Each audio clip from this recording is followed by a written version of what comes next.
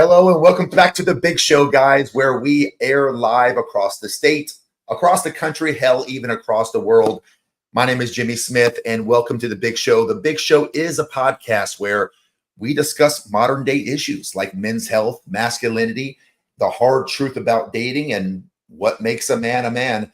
Ladies and gentlemen, boys and girls, and all of you guys out there who feel like life has become a never-ending episode of Groundhog Day, welcome. Welcome to the show. It's me, your host, Jimmy Smith, here to talk to you about something that we all go through but hate to admit. If you know that feeling, if you know the feeling of when you're stuck in a rut, then you'll resonate with this live show today.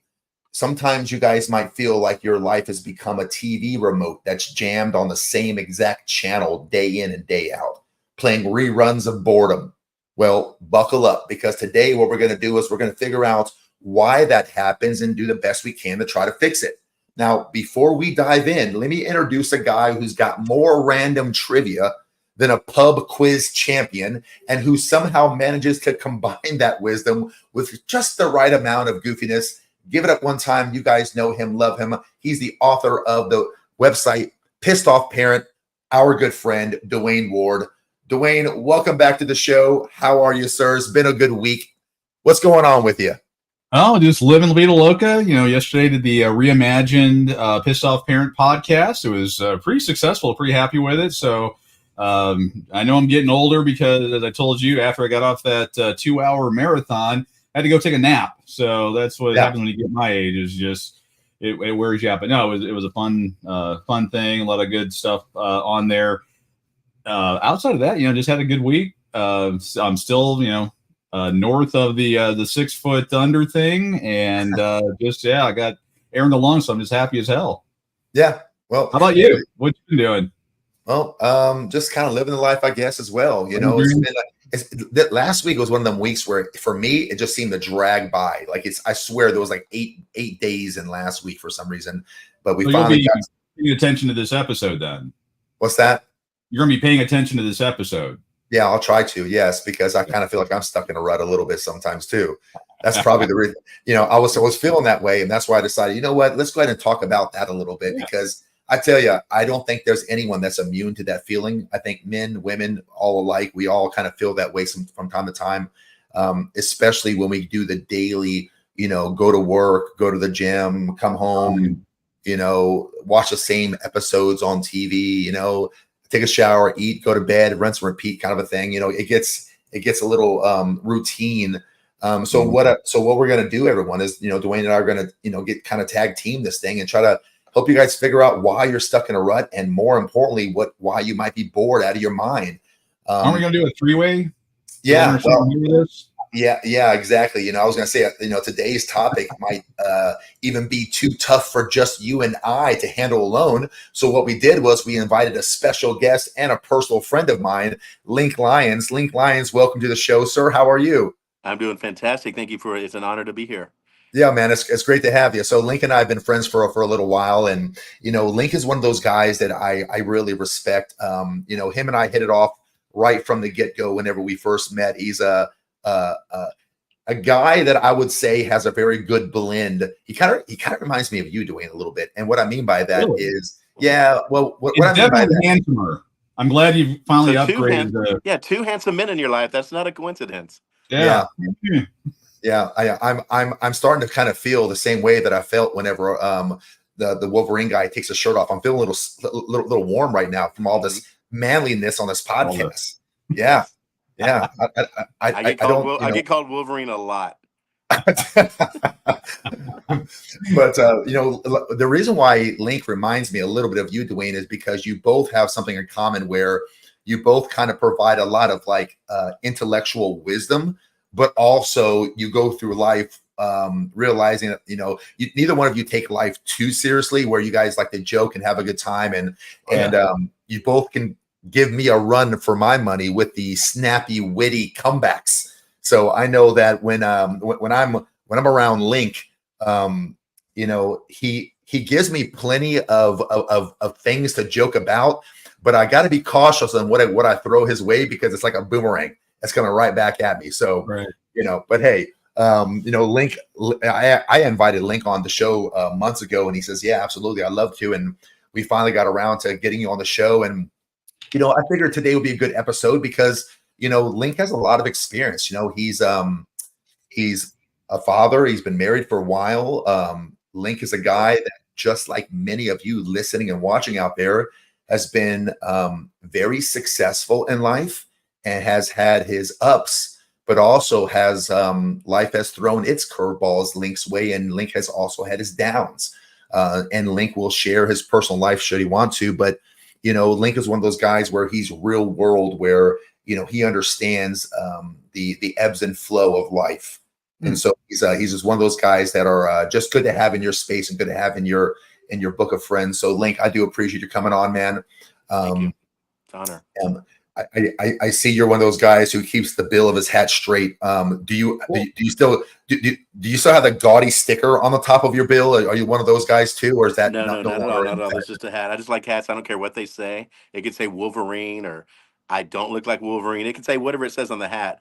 But anyway, I just like hats. So yeah, and I don't have the great hair that my fellow good looking twin. I assume you're talking to me, right? Yes. Okay. And then I want to solve the mystery. I don't have the muscle and the brawn of Jimmy, so I just had to make my own look. And it got me married to a beautiful bride 2 years ago, so it worked. Yeah. And then of course, Jimmy won't stop calling me. yeah, of course. But so let's talk about life, guys, because the people who watch this show, predominantly it's males, predominantly it's guys who have been hardened by life.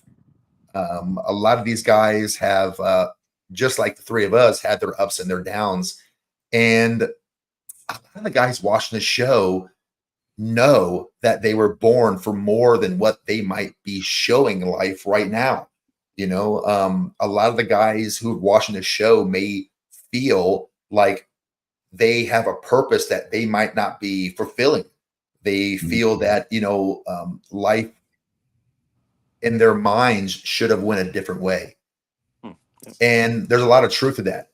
And it's hard. It's especially hard for men because life doesn't treat us any better because we're good guys. Hell, you could probably make an argument that the nicer you are, the more you do get taken advantage of. You can make that argument. So there's a lot of really good guys out there, just plain good dudes, man, that are just shaking their head going, man, hey, I thought I'd be further along at this point in my life than where I'm at.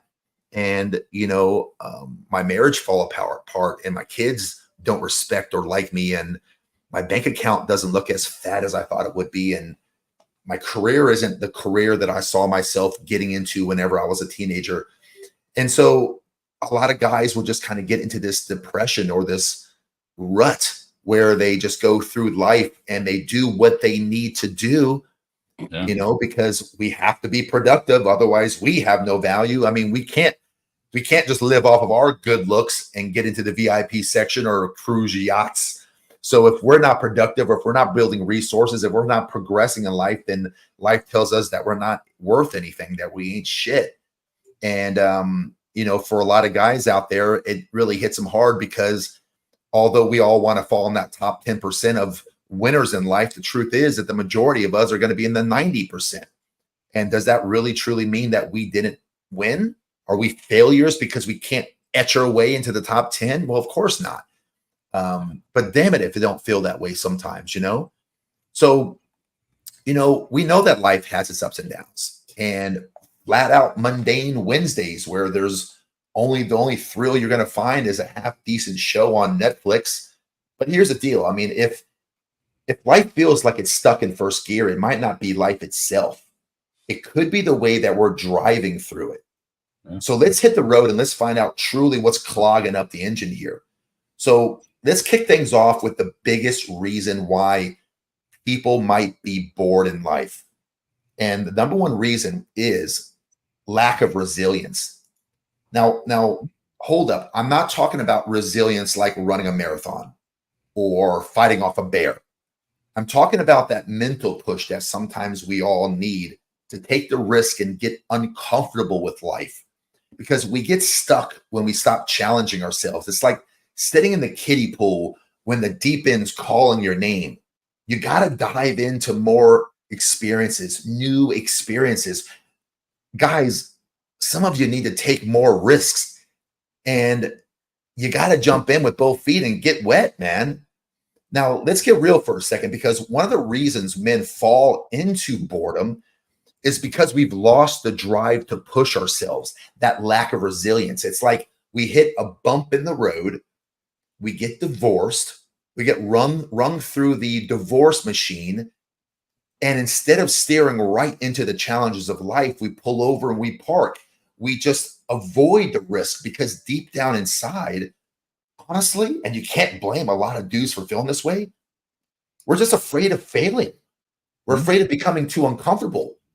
We're afraid of getting our ass handed to us by life once again. We got guys out here that are listening to the podcast, guys who have pushed themselves for 10, 20 plus years, all to have something just stripped it away from them and without, like, rip it from their hands, whether it be their divorce, or their income, or their wives, their kids. Yep. I mean, and how will that not take someone and just make them feel defeated?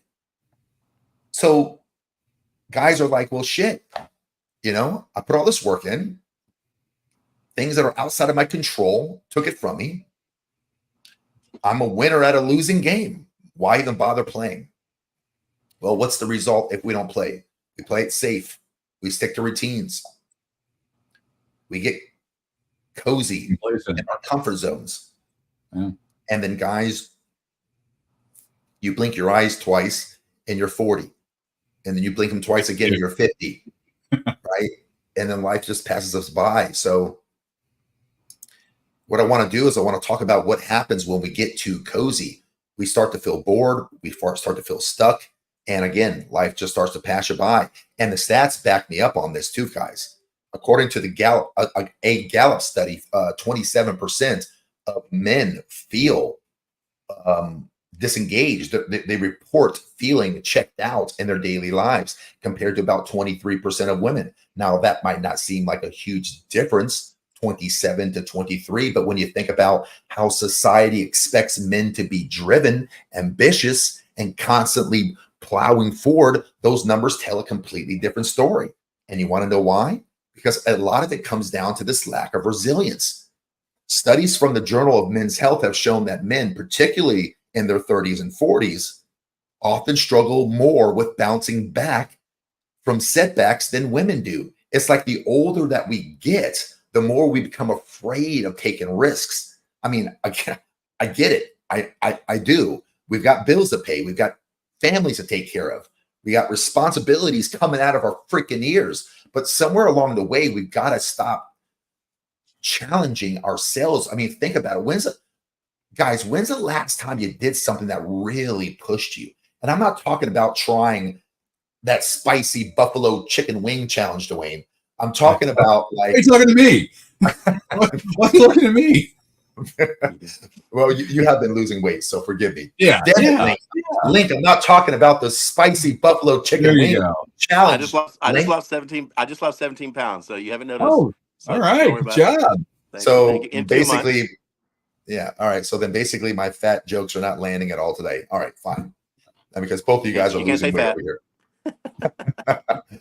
my big boned jokes. Yeah. So, well, let me know when you want me to cut in, if you don't mind. I'll say, go ahead. To tell you a little bit about me and the way I am, and I think you and I have spoken about this a year or two ago. I grew up from a low income family. I did have intellects for parents. They were yuppies, not hippies per se. Both educated. My mom more than my dad, but my dad was very intelligent. But during the late 70s and 80s, there's they kind of got out of the system, if you will, and just really wasn't pushing towards education and guiding us. We were alone a lot.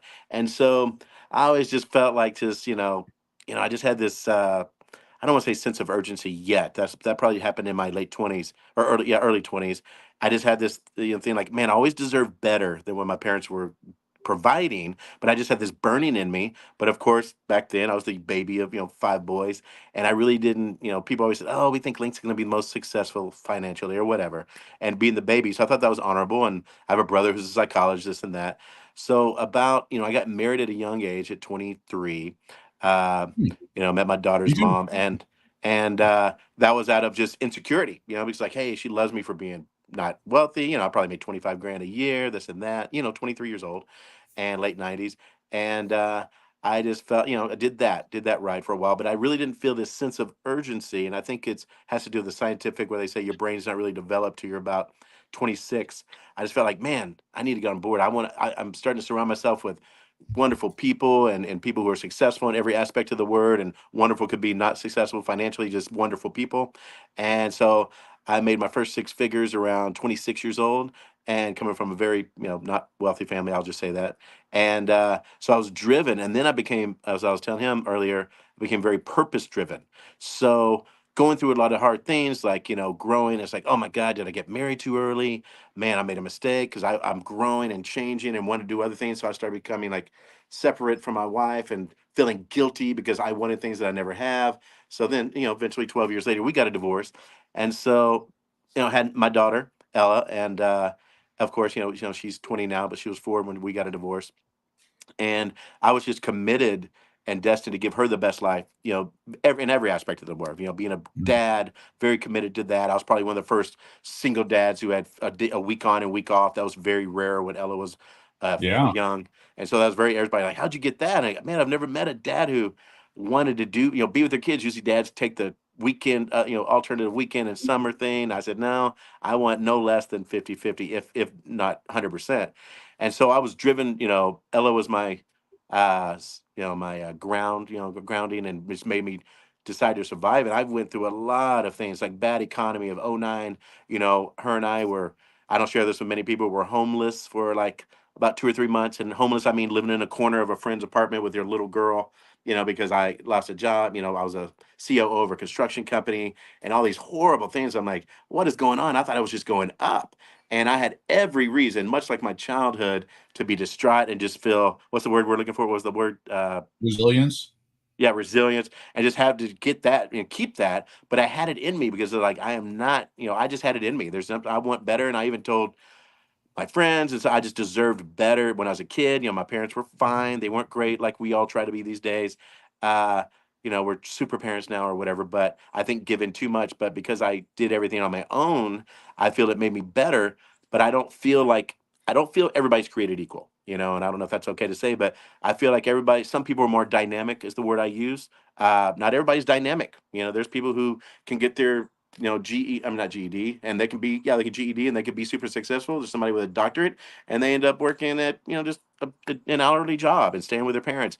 And there's also some people who are given opportunity who to become great, and there's some people who aren't given opportunity and vice, or actually they get opportunity and then they don't become great. So it's really about what you're being like. I give a lot of credit to my parents as my biological makeup. My dad, I think, gave me my charm. My mom gave me my nurturing skills, and so that created. What I did was, I think I told Jimmy this years ago. I said I would mold myself around men. Like my favorite uncle was my favorite Uncle John. He's a old Marine vet, silent but just cool, strong, cool guy. I think he was in oil business. And then I'd have my buddy Chance. His dad was a fireman, but really cool. And then whatever. So I molded myself over different men that I respected, and then also, maybe somebody's mom. Like my mom was very nurturing, so I really didn't look after, trying to find a woman like her. She made me nurturing, I think, and made me the dad that I think I was, a good dad. I think I was great dad, if you will, like Trump. I'm a good dad. No, anyway. So that being Best dad said, ever. huh? The best dad. The The best best dad dad, the ever. greatest, good looking Well, dad. I was a good looking dad at one time when I was let's just go ahead 33. and start this out now. Do you have the plaque? Oh shit. Link, do you have the plaque, Link? Well, do I need to tell Jimmy? Do you need to tell him what my license plate has said for my license plate says L Dad, Ella and Dad, L and Dad. Okay. And so that's been there for like over, gosh, 10, 12 years. I don't know. So, I got a license plate. People take pictures of it. I don't want to brag, but you got the Yeah. better Okay. hair. You got the better hair. Yeah. Oh, boy, So thank you. anyway, So that being said, not to be long-winded, but that's how I look at things. And as Jimmy was saying, I try to have an objective about everything I do. I try to think about things before I talk about it. And I'm a people watcher, but I really am very purpose-driven is the word, and dynamic. People I surround myself with. I was with some great men the other day. They just happened to be men going dove hunting, and both of them were just wealthy but funny and great, and they like me, and I'm 12 years younger than them, and they listen to me and admire me. So that is a return, like instead of a pat on the back or a big salary, that makes me feel like I'm in good company, and I have it. I got the it. It's just I have to work harder. A lot of my friends had money, and now they're not doing very much in life, and some never even got married. So I got to give myself a lot of my biological upbringing, that gave me who I am. So that's but to just to get through that. And so, like I said, I've gone through several economies, and up and down, and the business I'm in, frustrating, new bosses, new company, and like, golly, I have to go through this again at my age. And so you just have to persevere and have resilience. So it's just a mindset, really. Yeah. I want to ask something that's kind of off topic, but yet on topic for the Dad Talk Today universe. You'd mentioned that after a few years of marriage, you ended up getting a divorce, and you're out of Texas, and you got a week on, week off. I don't know if you know this, but even 20 years ago, less than 5% of dads get equal shared custody. That's one of the things that Dad Talk Today stands for, is trying to get equal shared custody, trying to pass bills. It hasn't happened in Texas yet for at least 2 decades. But how did you go? I mean, how did you go about it, if you don't mind talking about that happening? Because Not at I all. also am one of those people I'm one of the less than 5% that got equal shared custody of my children, but mine may have went a little differently than yours. I'm just curious to hear how you swung yours. Well, I'll tell you, I think it's very simple, and I can lay it out. When I got unexpectedly handed, divorce papers, I knew, like, hey, I'm going to go after custody. So Mhm. through my resilience and not looking at any other way of, I get 50%, I'm just as good of a dad. She goes, well, you're a wonderful dad, but just because she's a female, she should be with me. And I was like, that doesn't make any sense to me. You're not taking my daughter. I don't believe in that. I didn't have that ideology of 50. I mean, weekends I didn't even think that. I go, no, this is not going to happen, because I know what I am as a father. So thankfully, I don't know if it was God. I just happened to live in this little neighborhood in San Antonio, and I passed by this attorney. There's a family lawyer, and I said, well, I guess I better, because she got a job at an attorney purposely so she wouldn't have to, so she'd have the free. So Uh, anyway, so I said, I'm just going to go into this guy. And man, he was like, you live in a nice house. She has her own room. Her mom took all the money from the divorce and got a little apartment and bought a car. She did all this, and I think she lived with her parents. I said, no, I know what, the odds are against me being a man, as mhm. a father, I should say, whatever. Oh I yeah. don't want to offend anybody, but that's true. And so I said, he goes, what do you want? I go, do you want full custody? I go, no, I'm not that person. I want her mom as a good mom. I just want 50-50. I'll volunteer child support. And he goes, you can have full custody. I go, no, I don't want that. And so it was just God. It was my resilience, if you will. And my, to say I'm not taking anything less. Now, of course, I still went through, I've never been depressed, never had any kind of down, depression, if you will. But during Mhm. that time of waiting until I found my lawyer, which was basically 2 weeks before we went to court, because I waited, just waited and waited, because she was trying to get me to Right. sign papers. I would break down at work, like, oh my God, I'm gonna lose my daughter, like just something I've never dealt with any kind of crying, and Right. just out of the blue, because I'm not a crier per se, except during these rom-coms that Jimmy and I used to watch. Yeah. Holding But hands. Gotcha. so I just knew, and Cries then like my a baby attorney. during them. I know I do, but a baby man. But I just knew that this is what, and my attorney just gave me that confidence. So I always tell people, and I talked to a lot of people about my story over the years. I said, you got to understand, when you get an attorney, they have to say what you're saying. They're your voice. And so if you're going to let them decide on these huge factors in your life, like home, money, whatever, because we already took care of the financial part before we left. That's all she really wanted, was the money, and then eventually the 50%, but she didn't get that of the kid. But I said, you have to get the lawyer. So this guy goes, you got this. This is easy. This is easy. And he even asked me if I wanted full custody. I said, I do not. I would, but that's selfish. So anyway, I made the right Mm. decision, raised Ella. She's successful. She's wonderful, smart. I don't say what political party she's part of, but anyway, she has all the great aspects of make a dad proud. And, I wasn't perfect, but, my mom's sensitive side, taught me to be, that way. So I was very sensitive to her needs because my dad's definitely not very sensitive and nurturing, if you will. So my mom gave me those skills, naturally, of course. So that's how I did it. And it's just people. I just tell people, make sure before you get an attorney, make sure they're going to be your voice. Make sure they believe everything you say. And I met some guys recently, just got a divorce, and the attorney was telling them what to do, and I was like, this guy, I don't know, and they ended up losing. I said, I don't know if I would go with that guy. And so anyway, it's just surround yourself with the best people, dynamic people, and God. And I was doing the right thing. I had the right heart. I wasn't trying to take anything, and so that's what I think happened. So Yeah, there are a couple things I kind of want to pick up on. But so your case went to trial in Texas? You yeah, actually went to a we judge? went to court, and I never even saw an attorney. I never even saw the judge. So Ella's mom and I sat in a empty courtroom that was probably held for Okay, so traffic you did tickets a or something. negotiation. Yeah, Okay. they went in, You and actually didn't go to trial. basically, Okay. her attorney looked like some little ant, like she just came out of an Ann Taylor boutique, and my attorney had a bee sting that he went to something. I didn't even recognize him because I only met him once. And am I allowed to say his name? Yeah. Andrew Ramon, best attorney in Texas, got voted the attorney with most scruples, all these awards. Great guy. But anyway, he went to a thing and had a bee sting. And he looked like Rocky Balboa. And I didn't even know what he looked like. I go, oh my God. So I was talking to this person next to me. I go, what do you do if your attorney doesn't show up? Like, oh, well, you just have to ask the judge to reschedule, whatever. So anyway, next thing I know, and I could see my ex stand in front of me with her little attorney, kind of switch her nose, like, oh yeah, he didn't bring an attorney. Oh yeah, I got this. And her attorney was like, oh yeah, yeah, girl, I'll talk to you later. I got this thing to do. I was like scared, like, oh my God, what happened? Sure enough, as soon as the judge called it, he said he was going to motion to do it later, but he says, oh, we're ready. And so anyway, 30 minutes later, he goes, yeah, we won. Let's go. I'm gonna go smoke a cigarette. I didn't even recognize because he had a big bee sting. He was allergic to bee, so he didn't look like the guy that I thought I knew, that I met. Yes, so I only met him one time. So did you actually went to court in front of a judge and had the trial? I'm hearing two different things. No, I didn't. No, we were in a courtroom empty. They sat us in an empty one, and they went into the judge's quarters. So they negotiated. Okay. We negotiated, and he came out, and I think they were out in 20 minutes. Okay, so and it wasn't I mean, you were going for equal custody. She was going for full custody. For full custody. Yeah. All right, and then when walked out, got that. It's a rarity. That's why I'm kind of. It is, and that's why I'm saying it's so amazing. I hear like this guy I work with. He just went through one 3 months ago. Total opposite thing, but a different scenario per se. He's a little older. I mean, he's like 66, and his ex-wife is 40, and he's dedicated to his, he's just work, that kind of guy.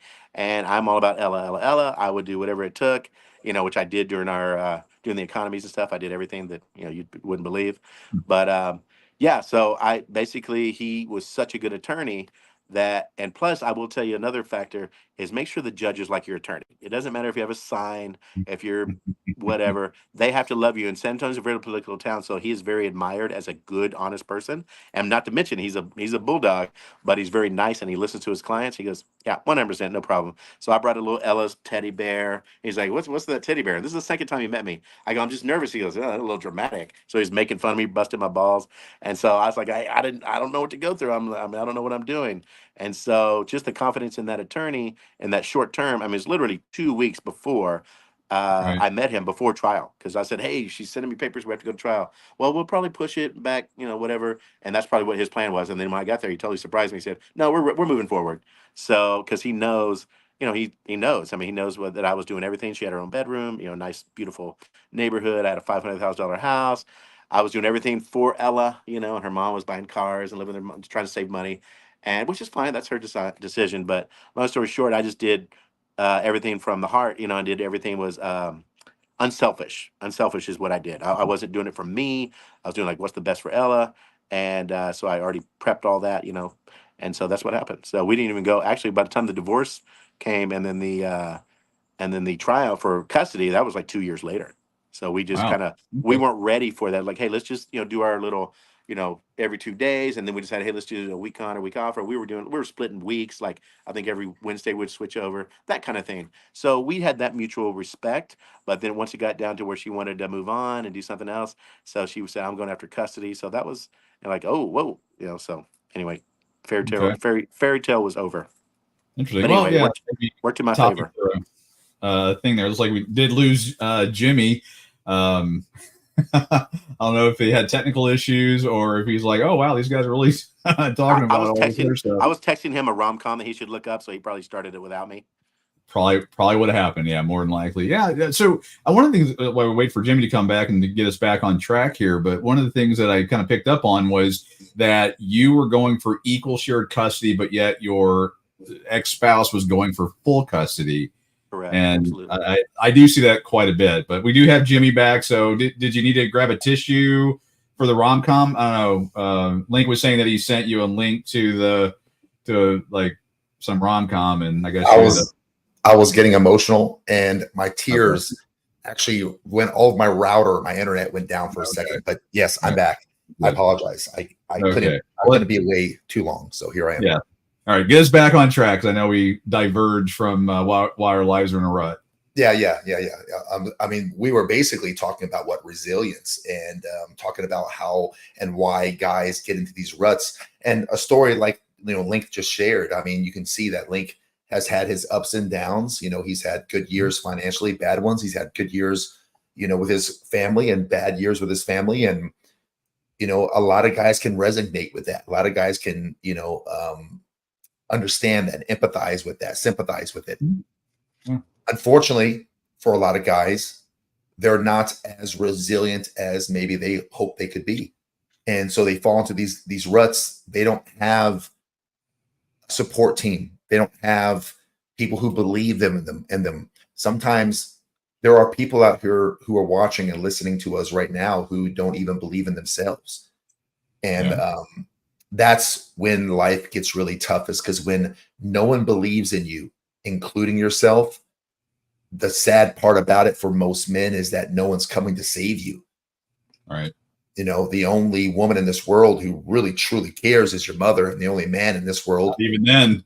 And sometimes my story. Yeah. If you listen to Dwayne's story, that would not be the case. My story, my mom does love me. My mom's actually listening to this podcast right now. And covered your ass a few weekends ago. She did. I still won't buy any of it, but have you noticed that my mom always kind of supports me? Like, I've shared some really effed up things about like what I've done as a kid and some really bad decisions I made. And my mom was like, don't worry about it, baby. Yeah. My baby didn't do nothing. But guys, yeah. And when it comes to men, right, we're all very competitive with each other. I know Link personally, and he's in a very competitive work environment. So am I. Dwayne is always fighting to get other people to do their darn job. And if he doesn't, he's got to take on the job task of 2 or 3 people sometimes. And it just, when you think about life, the only man on this planet that truly wants you to be a better man than him is your father. And so that's the dynamics of having parents. Then there's people who don't even have mothers or fathers out there. Yeah. Well, Dwayne doesn't have it. Dwayne doesn't have it easy. I mean, sometimes I know personally that sometimes my Transformers don't get along. So you're sitting there, I don't want to watch a rom-com. That's how I settle disputes. I know what he goes through. Yeah, I settle disputes between. I'll hear him talking to me, and I'll have to break him up and all that. Exactly. Yeah. I tell you, if there's females watching, they are highly turned on right now by this show. Highly turned on. Yummy one. But talking about life, let's talk about how you can change and get out of the rut, right? You don't have to let's see. You see? Oh my God. My mom loves me, dude. My mom loves me. Oh. And no matter how big I get, I will always be her little boy, apparently. Yeah. I mean, my mom's like 5'5". I can pick her up and if I had a kangaroo pouch, I could put her in the pouch. That's how small she is. Standing next to me. That's a tall woman in San Antonio. 5'5", yeah. That's true. That's a giant in San Antonio. But ways that guys can try to get themselves out of their ruts is to just try new things like hobbies And I know that guys are like, oh, yes, I know. I mean, I've been putting this thing off for a while. Look, guys, you don't have to tackle Everest tomorrow. Start small. Take on something that makes you just a little bit nervous, though. Start a new hobby that you've been putting off because you don't have the time to do it, or volunteer for a leadership role at work, maybe. Like, just try to challenge yourself, learn a new skill, or heck, even start that side hustle that you've been daydreaming about. But when you build resilience, not only do you beat boredom, but you also start to feel fire again. And guys, answer this. Some of you out there, when's the last time you felt fire? When's the last time you were pumped up and ready to go? I was going to say the fire part is like after dating a weird girl that you're a little questionable about. That's probably a whole, to find out where you were going with that.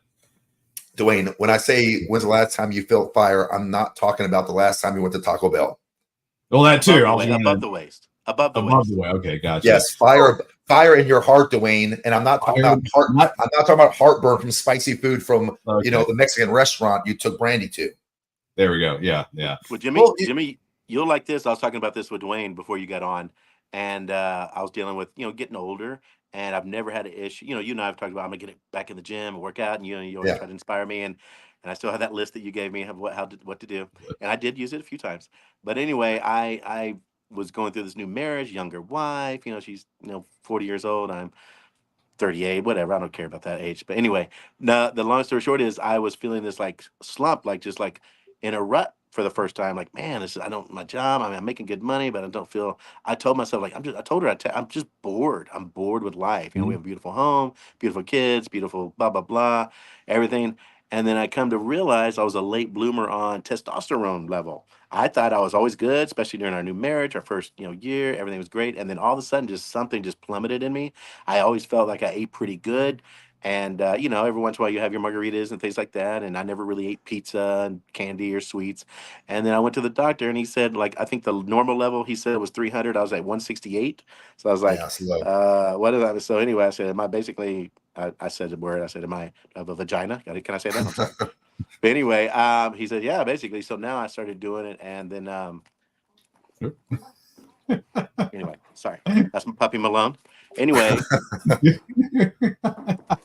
good life, folks. Got your happy dog. Golden Retriever Malone. He knows he's handsome. Malone gets his cameo live across the world. Hang on, what's up, Malone? Hang on, bud. Hey, buddy, look. He knows he's handsome. That dog loves you, dude. That's nosy wife. She heard me talking about her. She's like, "Oh, I didn't know the dog door's open."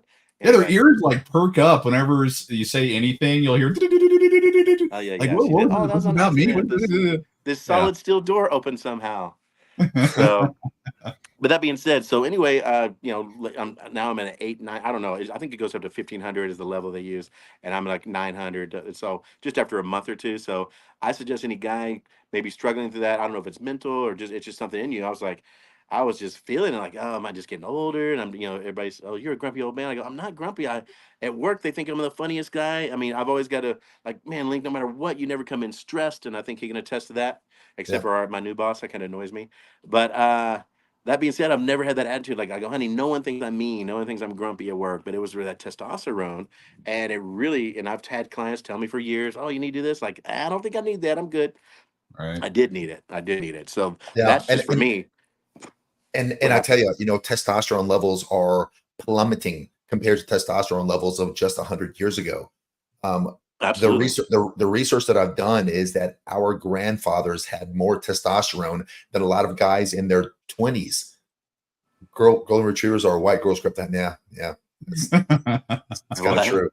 Whether what? Oh, here, pop it back in here. Oh, yeah. But nowadays it's almost to the point now to where once you hit about 30, 35 years old, it's a good idea to when you go to your primary and get your physical done, request blood work. That's how you find out what your testosterone levels are. You got to get blood work done.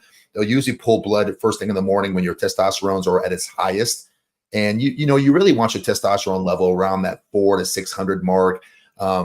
Mine was in the 100s. It was lower than 200. Yours was obviously lower. I believe Dwayne suffered from it as well. And guys, if you are feeling like life is kicking your ass, if you're feeling like you don't have the amount of muscle that you used to do, you don't have the energy you used to have, if you're putting on fat at a rate faster than you remember, even when you haven't changed any of your foods, the only thing that's really changed is your age. You might be suffering from low testosterone. And I'm not trying to push anything onto anyone. This is a decision between you and your primary doctor. And I'm not supporting it or whatever, but I will just tell you from my anecdotal experience, I take testosterone for a TRT. TRT stands for testosterone replacement therapy. And you just feel so much better, man. You know, ladies do it with their hormones whenever they get into their 30s and 40s. Guys, you have to kind of regulate yours as well. You're not immune to it. And since you're expected to be productive, since you're expected to, you know, fight the world, well, you might want to be able to have the tools that you need. And that really starts with that beast inside of you, that fire inside of you. And even for the bedroom activities, if you're a guy who has low testosterone, you'll suffer in the bedroom. You won't have that drive. You won't have that, you know, gumption that you once was. And you start getting back to where normal is, just normal, and you'll feel like $1,000,000. That's my personal opinion. Again, that's a decision for you and your doctor to have. But yeah, a lot of men are known not for going to the doctor. I hadn't been to the doctor, dentist, 15, 20 years. Went to the dentist a few years ago. Perfect teeth as far as, you know, healthy. This doctor said I was good on everything else. But a lot of women are, it's more prevalent with them going through autoimmune disease, Hashimoto's, whatever. So we're focused on that. The husband's trying to be supportive or whatever, the partner. And so I didn't think about me, you know what I mean? So that's, men are notorious for not liking to go to the doctor. We're ignorant. We don't need that. My dad didn't need it, whatever. And I really was healthy. I came from healthy, you know, genes, I should say. And I just didn't feel like I needed it, but it's night and day. So I'm a believer. I mean, there's different ways to do it. There's needles, there's injections, there's creams, but not to pills, get too patches. technical. Yeah, whatever. I mean, you know, the type Jimmy takes is for competition. I don't want to talk about that. But anyways, it's a different thing. So, you know, men, open up and be a sensitive male, whatever. I know that's trite and you've heard that word before, but and there's it's a good thing, and it's changed my relationship. Justin, we've only been married. The 25th will be our 2 years, and just this past month into night and day. And it was just like me being stubborn or being too busy to go and not knowing, like, okay. So it took my wife, you know, finally having one after several years, to like, hey, you need to go get that checked out. And that's what it takes, you know, somebody pushing you, like, go get the checked out. And or I was going to tell you earlier, like, when you're trying to don't know what to do, I had a best advice from a friend Jim years ago. He goes, you know, when somebody asks you to do something or go out, you're like, I don't want to. I want to be a homebody. I want to play with my Transformers or whatever, you know. He's in a negative Get way. it. No, I mean, no, I love Transformers. I already told you that. I'm being facetious. Anyway, he said, go out and it'll change that night or that day or that event could change your life. You could meet the most interesting person in the world, or like, you know, Jimmy is one of my favorite people on earth, and I met him at a, you know, very not hostile environment, but, you know, very competitive environment, and he and I just clicked. You know, a lot of people didn't get him. I got him. I love him because I have this ability to find. I mean, not that I had to do this with you, but to find the best in people, I'm and kind I of like wondering bringing what's out going on here. I like bringing out the best in people, and so Jimmy and I clicked really a lot, and he, you know, brought out the best in me, like, hey, you should exercise, you know, because obviously he's in very good shape, and so that was inspirational to me, and I was very serious about it. I wasn't just talking about, like, oh yeah, sure, I'd like to do that one day. You know, I really wanted to. I was crying out in a subtle way, and, you know, Jimmy is, I would say, be an inspiration to me getting healthier. So. Well, before we move on, you guys, you're going to talk about testosterone. I just had a question. Like, I was on it for a period of time, then I did have to get off of it because of heart issues and all that fun stuff. So, but I was getting like the shot in the butt. I'm just confused. Do you know why your male doctor like threw their pants next to yours when they would give you the shot? That's because he's really from Taiwan. He's one of those lady girls. Oh, okay. All right. Oh, okay. Oh, guilt. Well, he was telling me he was telling me a story where he went in and he was getting a prostate exam, I think, and he said, "Hey, Scott, don't get too excited. Scott, don't get too excited." He goes, "My name's Jimmy." He goes, "No, I'm Scott." So the doctor. So that was the interesting story. So that's why I didn't go to the doctor so long. All the Jimmy's experiences that he shares with me, I'm like, golly. So yeah, and what's even weird about it is I was at the dentist. It was like don't get it. But you know, whenever I was doing this research for this podcast, trying to figure out, you know, some of the top reasons why guys might be bored in life, I tried not to just look at or say or talk about the normal stuff when you think about why being bored in life. And some of the research that I've done, I was surprised about that. If this happens to you, you might be into a rut. And the second one is surprising to me. And that is, if you suffer from this, you could be bored in life. Low pay at work. Craziness. Okay. Now, I know what you guys are thinking. Hey, look, Jim, I got bills to pay. And trust me, I get it. But here's the deal. When money is tight, everything else can feel tight too. You start to think that I can't afford to do anything fun. You start to think that even going to the grocery store feels like an epic drag. Now, I'm not here to tell you to quit your job, but hey, it might be time to start thinking about new ways of bringing in extra cash. Yeah. I mean, who knows? You might turn your hobby into a side hustle, or maybe it's time to ask the boss for an overdue raise. Some of you guys have been working in your places for far too long, and you've been quiet and a good employee for far too long. There's guys out there, a lot of my guy friends out there, they, in conversation with me, and I just had this conversation yesterday with my buddy Sam. He was frustrated how people are getting, he's getting passed over from promotions by people who have less tenure than him. And you know, he's like, Jimmy, I haven't ever taken a sick day. I don't take vacation days. You know, I'm one of the best in my company for sales. I brought in $500,000 just by myself alone. And he's going on with these accolades. And I finally told him, I said, Sam, you want, can I just be straight with you? And he goes, yeah, of course. I want you to be. I say, I think you're just a little too agreeable. He goes, well, what do you mean? I say, you know how sometimes you'll hear that adage of like the income inequality argument that some people will make where, you know, guys are allegedly make more money than women allegedly. I mean, that's been debunked a million times now, but I was thinking about that because that argument doesn't factor in a bunch of things. And when you look at the statistics, guys on average work more hours per week. Guys on average work more dangerous jobs. Guys on average don't take as many vacation days. They don't take as many sick days. Guys on average, you know, take on these tasks that most people don't want to do. One of the reasons why guys also make more money is because generally speaking, guys are less agreeable, and generally speaking, women are more agreeable.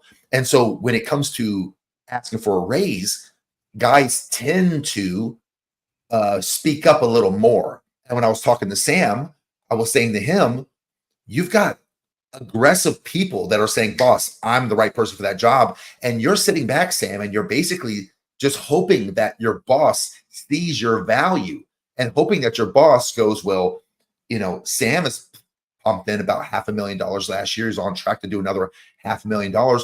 We need to be promoting this guy. But you want to know what they might be thinking, Sam? He might be thinking that you're the perfect little employee that he wishes everybody was. You work super hard. You never take any days off. You come in on the weekends. You're always dedicated. You're never late for work. You sell a shit ton, and you keep your sweet little mouth shut all the time. You never rock the boat. And he goes, you know, I never really thought about that. And I said, why don't you just go to battle? Like, you go to battle for your job. Why don't you go to battle for yourself and plead your case? So he also, of course, wants to make more money. He's happy with, I mean, he's making good money, but he honestly deserves to make more money. And people who are less talented than him are stepping up and being a little less agreeable and letting the boss, reminding the boss that, hey, here's what I've been doing. And they're opening their mouths. And that was my suggestion to him. Because when you're grinding day in and day out, but your paycheck barely stretches beyond the essentials, it's not just frustrating.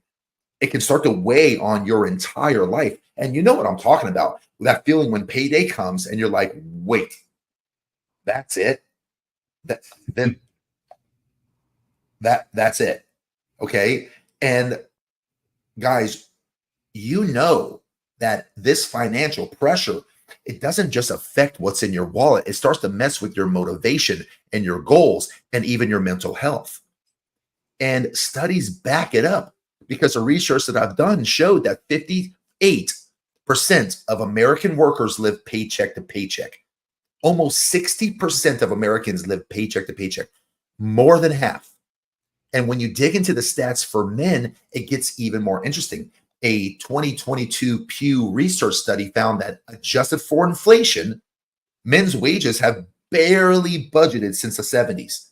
In fact, in 2019, the median earnings for men working full time were only 2% higher than they were in 1979. 2% in 40 years. That's like getting a 1970s gas station salary with 2020 rent prices. Man, it's no wonder, Dwayne. It's no wonder why my buddy Dwayne's bank account's stuck in the 70s also. I mean, right there, boom. Now, this goes to a similar situation. I felt like that your friend Sam, I was at a company before the current one, and I was there for 3 years at the time, working hard. Knew, there's a difference between feeling like feeling your value, like I feel like my value is this, or knowing your value.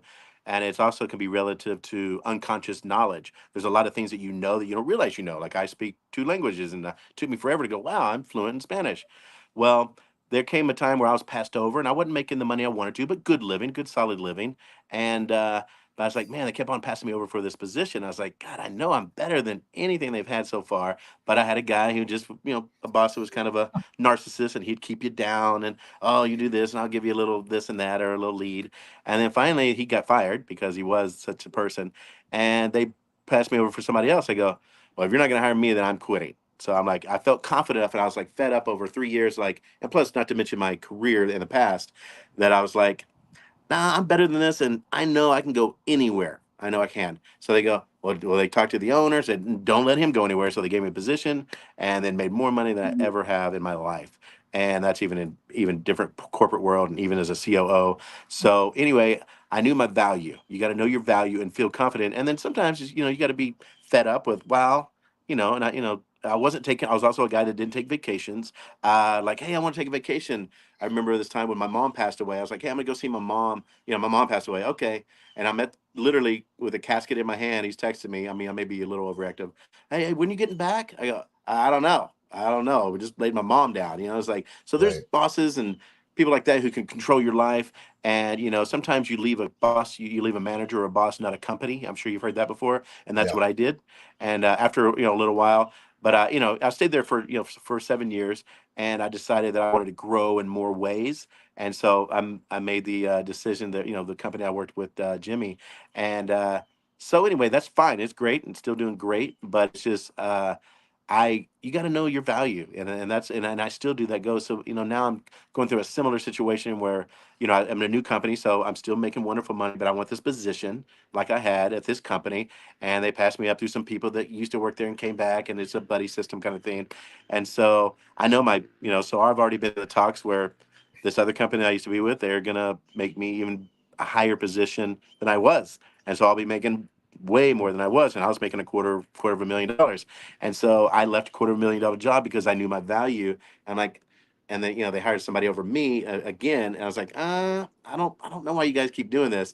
So long story short, know your value, and then there's a lot of things that and your values. Your unknown unconscious knowledge is another word. People don't understand. You don't really know what you know. You know what I mean? Sometimes, and so you got to be aware of yourself and very objective, and sometimes get that inner self, if you will, and just and listen to people, and just always be learning and listening, and then just talk to yourself sometimes in the car, and that's what I did. And that's what you got to keep doing. And I always tell people you got to evolve. As you get older, there's younger people coming in, like, oh well, I'm just an older guy, and there's some ageism in a lot of companies, especially the industry I am in. But I had to evolve. I can't say, well, these old younger guys, I'm better than them. Maybe I'm not. Maybe I need to learn more and be better and continue to evolve. So that's another thing. So, If you are, guys, if you truly are hardworking, if you truly do bring value to your organization, your job, if you really are that person who can be counted on, then that, especially in today's world, is valuable enough. And if you have the competence to do the job and do it well, then you should be compensated for it, because in this world, competence gets compensated. And if you have been the quiet little mouse, the good little boy for, long enough to where people are passing you by, then you might have to open your mouth and have conversations that might slightly feel uncomfortable for you, instead of hoping that everyone else around you sees your worth and your value. You have to kind of fight for yourself, and let me say something that's going to hit really close to home for a lot of guys listening. The expectation that men are supposed to be the providers, the ones bringing home the bacon, is really, really tough. Because when that bacon is thin, crispy, and crumbling under inflation, it can and will take a toll on your mental health. Tell me I'm lying. A study published by the American Psychological Association, that's the APA, shows that men who feel financially insecure are more likely to report feelings of stress, anxiety, and even depression. And that's not really us. And with these kinds of pressures building up, it's no wonder that life can start to feel like an endless slog. It's like you're constantly treading water, just trying to stay afloat, but never really getting anywhere. And when it happens, everything else starts to feel boring, because you don't have the mental space. You don't have the energy to pursue things that actually excite you. You're too busy trying to freaking survive. Mm-hmm. Studies show that financial stress can even mess with your sleep, making you feel drained and disengaged. And when you're physically and emotionally wiped out, it's hard to find joy in anything, even the stuff that you used to love. Does that sound like anything that might describe you guys listening? I bet it does. And here's the thing. You're not powerless. If low pay is making your life feel stuck, there are ways to move forward. First, it might be time to have that uncomfortable conversation with your boss. That's for you guys to decide.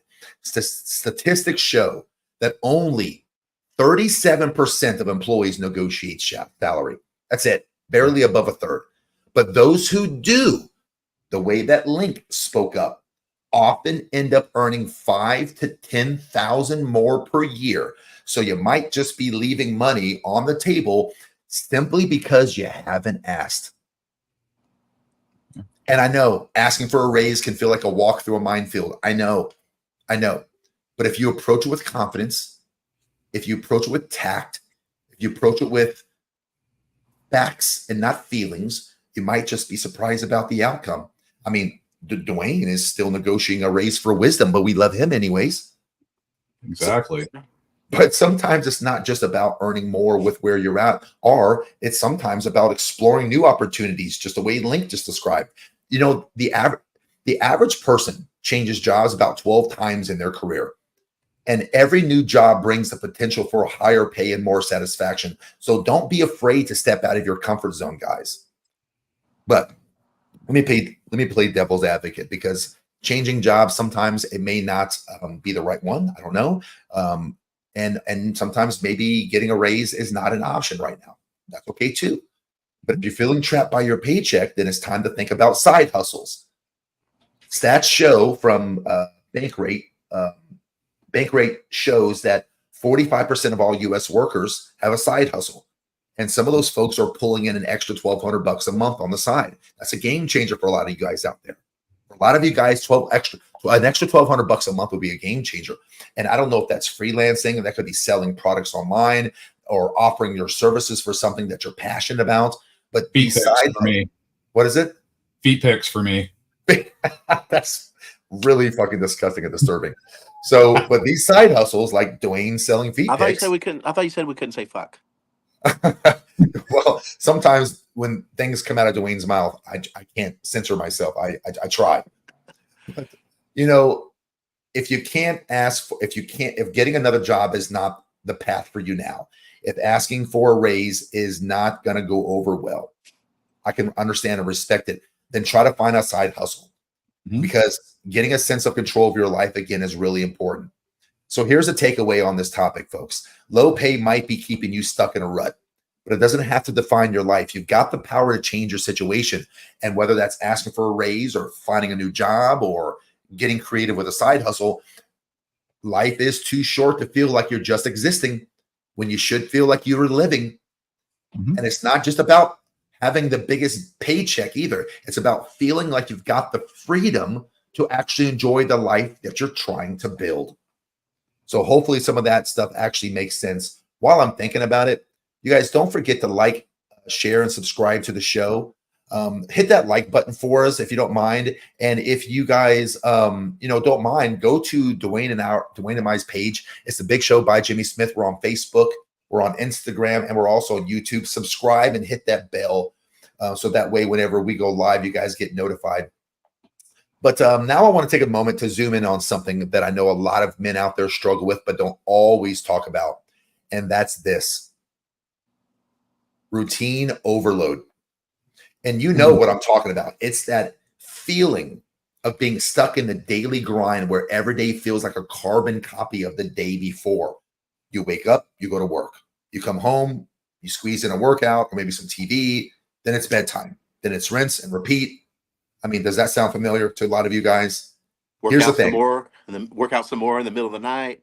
I mean, that's what I've heard. I don't do that, but I've heard people do that. Hopefully. But for a lot of guys out there, they're actually fed up with even trying to date. So there's not a lot of cardio going on at nighttime. But and if your testosterone is low, even if you want to do some cardio, it's like pushing rope, you know. But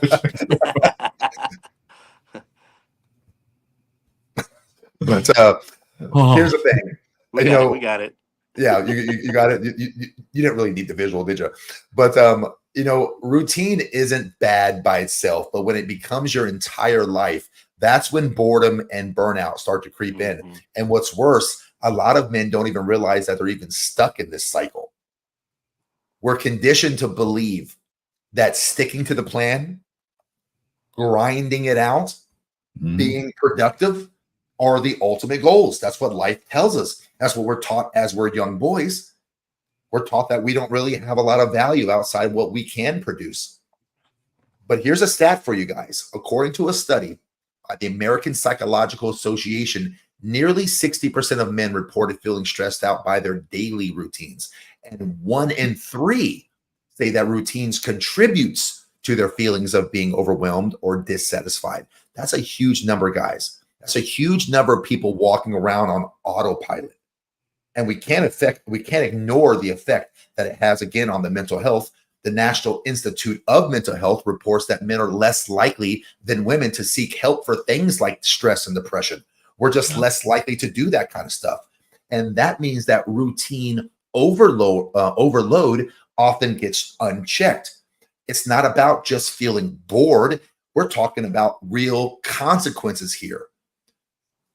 Over time, lack of variety, lack of spontaneity in life can and will lead to chronic stress, depression, and anxiety. And guess what? Men are 4 times more likely than women to die by unaliving themselves, in large part because they don't recognize the warning signs. And even when they do, they don't seek help in time. It's that serious, folks. If you are over the age of 35, you probably, unfortunately, already know of someone that you cared about who was a man who is no longer with us because he felt that that was the better alternative than facing this life that he's going through. And the tricky part is a lot of men feel like they cannot break from this routine. Society tells us to work hard, provide, keep it together. Hey, man, keep it together, dude. No matter what, keep it together. You lost all your money, keep it together. Women want guys who are 6 feet taller and 6 foot taller more and you're 5'8". Hey, you're not supposed to cry. Just keep it together. You bust your freaking ass every day working a job to help maintain the structure of society that everyone gets to enjoy, and you're not supposed to complain about it. Well, no, you're supposed to keep it together.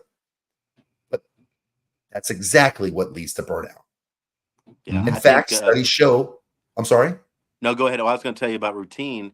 Routine was a big thing in my first marriage that I saw happening as I got more successful financially and you get 2 cars and then you're coming home, hey, what do you want for dinner? The baby, this and that. Your relationships, I think, could be a big killer, because when you get routine in those, I think that's one of the big factors. I would say almost 45% of the reason why we got a divorce, one of them. And then, so I was, like I said, I was single for 14 years, didn't really have any desire to get married. Like, there's no way I'll ever get married. I'm successful now. I finally, economy's good, everything's good. My daughter's healthy, everything's great. And then I met my wife, and I told her, as we started dating, that lure of, oh, I'm in love, is the perfect woman again. It's like, wait a minute, this is just like every relationship, every failed girlfriend I've ever had. You get in that first love and everything's good. And Jimmy, I'm sure you can know about this, but anyway, sometimes and then it ends up being, oh, it's gonna fail. So I had this conversation with my wife. I said, hey, I don't know, you're gonna hear this from too many men, but I don't need to be married. I love you and you're wonderful. I could just be with you. I didn't have the institution of marriage, was not last in my mind. But she is old fashioned and she wanted that. And she said, I want to marry you, Link. And I said, okay. So I waited, like, what can we do, a 5-year engagement? I think you know that. And it's like, no, I don't want that, and blah, blah, blah. So long story short, I said, okay, if we get married, I had a couple of ground rules and they were simple. I said, when I come home, when I kiss you, I want to kiss you like the first time I ever kissed you. And when we're on the phone and I'm in my car, you're in your car, and we say goodbye, I don't want to say, all right, love you, bye. Like, all my friends that have been married for 30 years, 40 years, I love you, bye. That's just routine. It's just like going to your job in traffic, like you see people driving down 604, and it could be clear. It could be 6 o'clock in the morning. There's not a car on the road, and they're still going 40 and a 70 because their routine is, this is traffic. So I told her, I said, I want to be excited about this.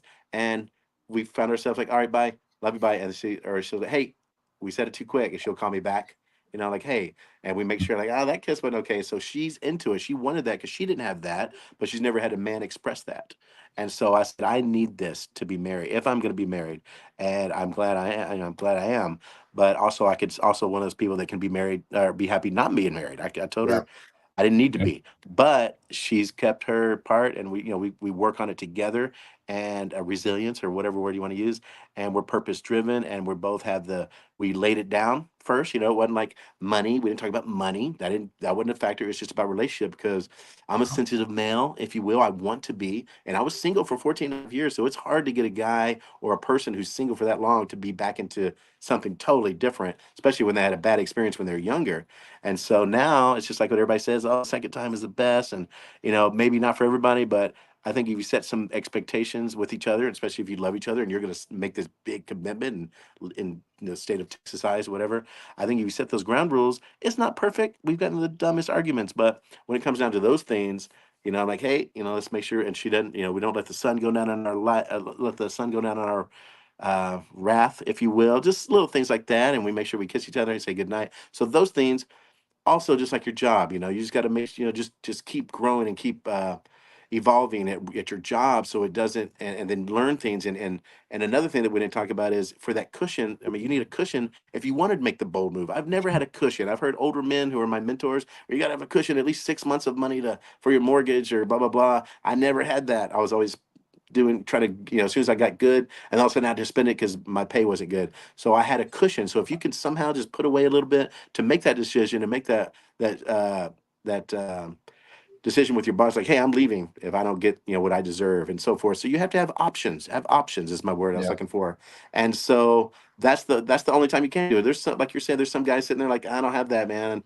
I got $200 in my bank account, and I'm low on gas and whatever. And I get it. Everybody goes through that, but there's gonna be that little open, that little that door that opens up, and you got to know when to take it, and you got to be ready for it. And it took me years to get to that, and to be able to say that confidently, because every time I heard people say that, yeah, that's great, that's you, I don't have that option. And so you got to look at those open doors, and also be ready for that door to open. So actually, I'm Yeah. curious. You mentioned that you getting married a second time, you had no plans on it, didn't want to because of the legal. I'm assuming I'm maybe putting words in your mouth. The legal piece of it, you want nothing to do with the legal part of it. Something that resonates with me. But what would you do if the ground rules were changed? You said you had some basic ground rules. Let's say after the magic kind of wears off a little bit, time goes on, and then those things change, and you get caught in that routine, just kind of keeping well it. And I'm very fortunate because my wife, I've known her for years. She's younger than me, but I knew her when she was younger. Obviously, when I was in my 20s, she was teens. So I know where her background is. I know what she is. And she, and every time we get in a little argument when we're dating, I'm like, see, I don't even want to get married because we're going to get these stupid arguments. And she goes, listen, I'm loyal LAF as fuck. She goes, we're not, you're going to get in these stupid arguments. And she reassured me like no other woman has in my life. And she says, I'm loyal. This is not an option. Quitting is not an option. Never hear those words. That's something you'd love to hear when you're 23 and you're in love. And there's some people that stay together forever through whatever perseverance. And but Mhm. she kept on not, my natural reaction was, because every relationship since I was a kid, having so many girlfriends, and they fail because for whatever reason. In college they fail. My first marriage failed. So you have this natural, I probably need to go to a therapist to say, I forgot the term, but I don't really love therapists. My brother's one. uh but there's this, was it fear of not losing, but fear, separation anxiety. Okay. So like, I'm like, I don't, I mean, I'm like, oh, that's an argument. I would try to get out of it. I don't think that's the right term. But anyway, if something, as soon as there's something, I'm getting out because I don't want to, it's not separation anxiety. It's like, I don't want to get hurt. I always said, I am not getting hurt ever again. I've probably been hurt twice in my life, not on my ex. My ex didn't hurt me. That was just losing my daughter, the fear of losing my daughter. But I've had a girl in college that hurt me. And then one girl I dated for a little bit after my divorce, for a little bit. And I was like, I'm never gonna find a, there's no reason to get married for me. No reason. Just date. And that way you never get hurt. If we break up, you're fine. With her, I kept on trying to get out of it when we were dating. It's like, no, Link, that is not an option. I didn't marry you for that. And she was very committed and she's very genuine. She's not religious. She didn't base any biblical terms on it, which is fine. But she just is a genuine, earthy person. And I just happened to find her, and Jimmy's met her.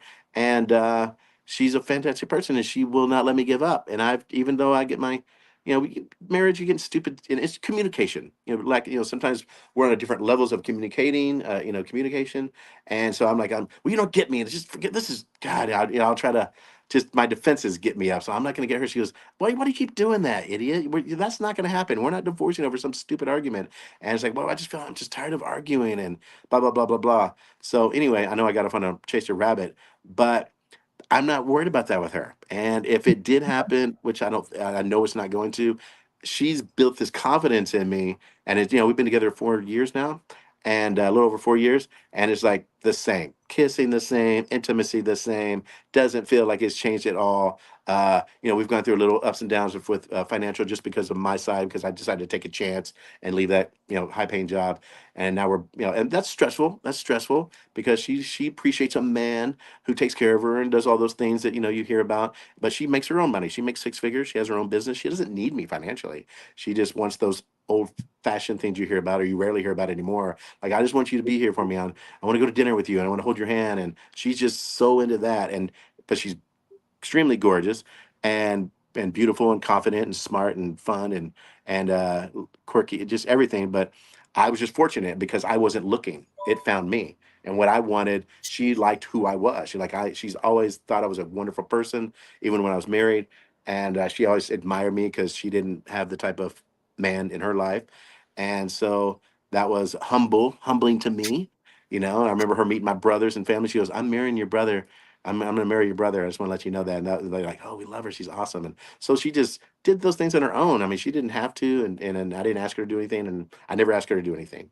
She's just That's the kind of person that just came into my life, and you can call it God, you can call it the right path I put myself in, living where I live.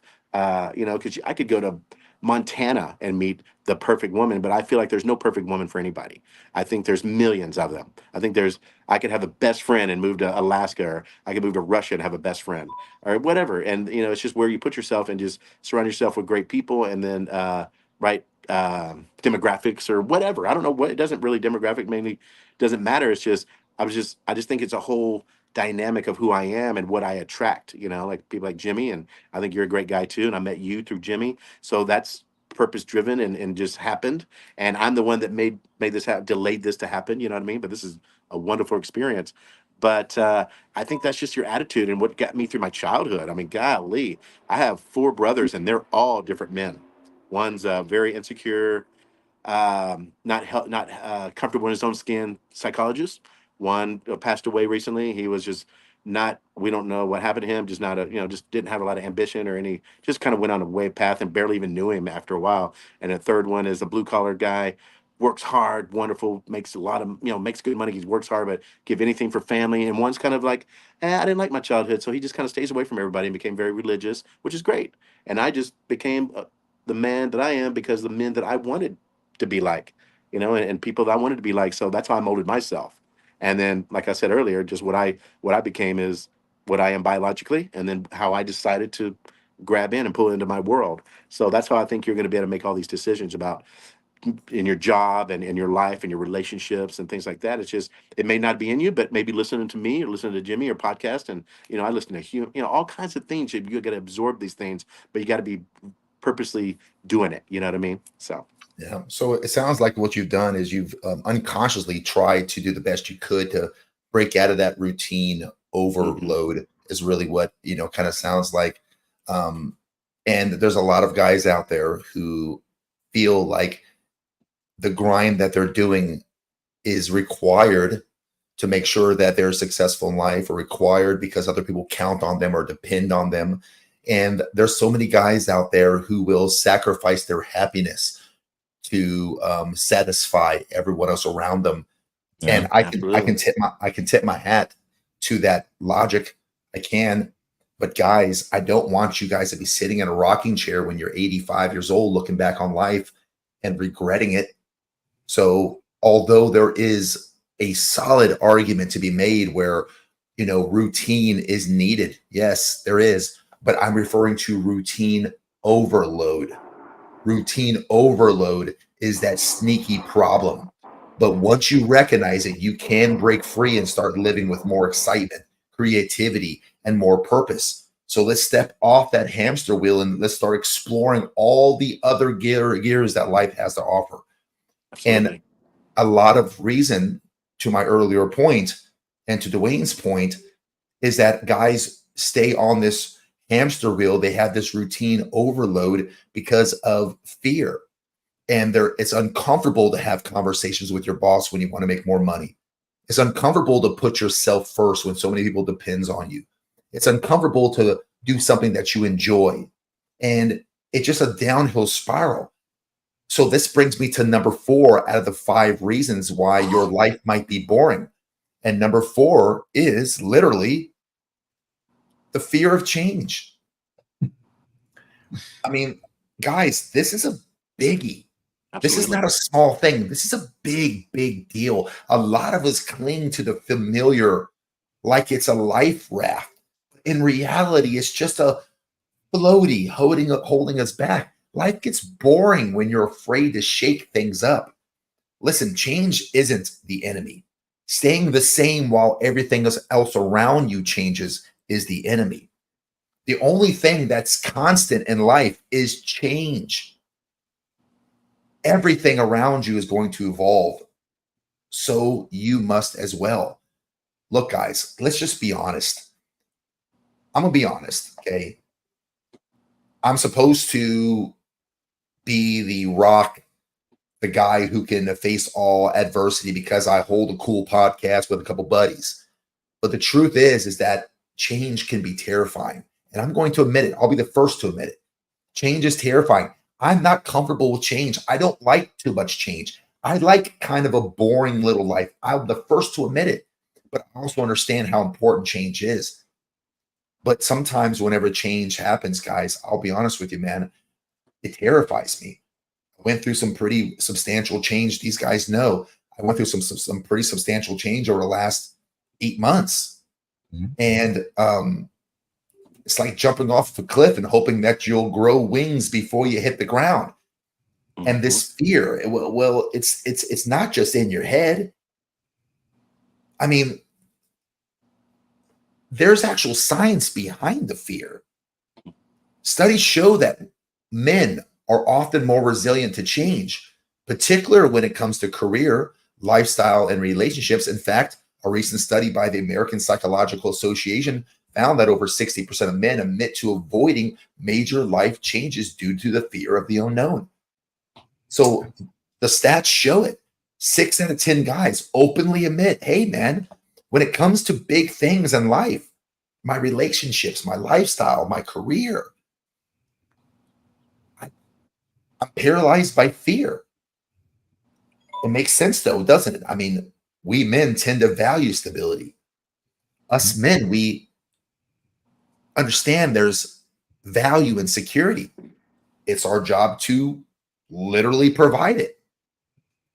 And we like to have a plan. And any disruption to that plan can feel like chaos. And that's why you see so many of us sticking to the same jobs. It's why so many of you out there stick to the same routines. And your fear of change is also why so many of you have stuck with the wrong woman for so long too. Some of you guys are like, look, I do not want to get back out there in that shit show they call dating world. And so you stay in the same relationship, the same unpleasant, unpeaceable relationship, providing for a woman who doesn't even show you the respect that you deserve. You go to work and you break your fucking backs for people who don't even fucking show you respect. You literally give up your life for people who you're not even sure truly even care about you. Some of you, that's your life. Let me hit you with another stat. Let me hit you with another stat that might make you think twice about avoiding change. According to the research from Cornell University, men are more likely to stick to a familiar but unsatisfying relationship or situation, even when the opportunity for something better is presented. Think about that, man. That's kind of messed up. They call it the status quo bias. That's what it's called, the status quo bias, where we stick with what's comfortable, even if it's not making us happy. And here's the kicker.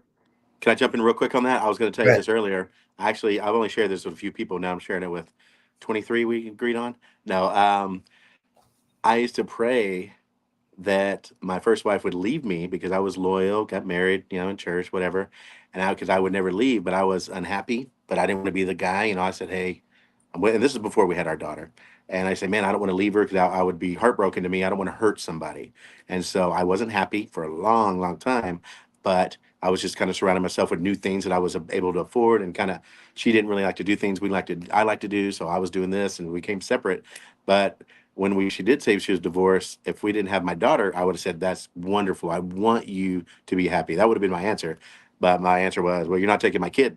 You're not taking my kid. So that's fine. And so that was my first, guard up. But so you're right. You do stay in something that you're not content. And I told my wife, Shannon, I said, I don't want that. That's not what I want. I don't want there's nobody that I know whose marriage I want, honestly. Maybe when they first start, there may be, you see people on TV and everything, but I've seen behind the lines. But I feel like we have a marriage that a lot of people want. Not perfect, not like whatever perfect means, but I know that I'm not staying in this just because I just did it 2 years ago. And to answer his question, I don't feel like I'm going to do that. And we reassure each other of that daily, daily almost. And not it's just, so that's the truth. You gotta just move. You gotta just can't be there and just live. Because I'm a very carpe diem, live for the day. But I don't want to be shitting on my pants when I'm 78 and finally have all the money I've saved up and in a horrible marriage, and okay, now I can get whatever I want. No, I want to live today. And if I die tomorrow, today my wife, or tomorrow my wife's gonna say, man, Link made me laugh. He's a good husband, good provider, or mutual provider. And I'm just that way.